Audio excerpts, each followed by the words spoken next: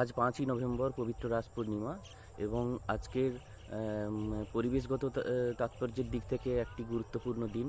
আজকের সুপার বিভার মুন দেখা যাবে। তো এখন কথা হচ্ছে যে এই সুপার বিভার মুন কী?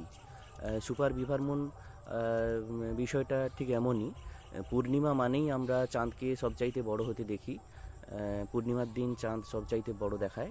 তো সুপার বিভার মুন বলতে আজকের দিনে কিন্তু চাঁদকে অন্যান্য পূর্ণিমার দিন একটু অনেকটা বেশি বড় দেখা যাবে। তো একই সাথে এই বিভার কথাটার তাৎপর্য একটু বলা যাক। বিভার হলো ইঁদুর জাতীয় একটি প্রাণী। আমেরিকান লোকগাথা অনুযায়ী এই ইঁদুর জাতীয় প্রাণীরা শীতের আগে তারা খাদ্য সংগ্রহ শুরু করে। ধান ক্ষেত, গম ক্ষেত, ভুট্টা ক্ষেত এবং শস্য জাতীয় ক্ষেত থেকে তারা তাদের খাদ্য সংগ্রহের কাজ এই দিন থেকেই মূলত শুরু করে।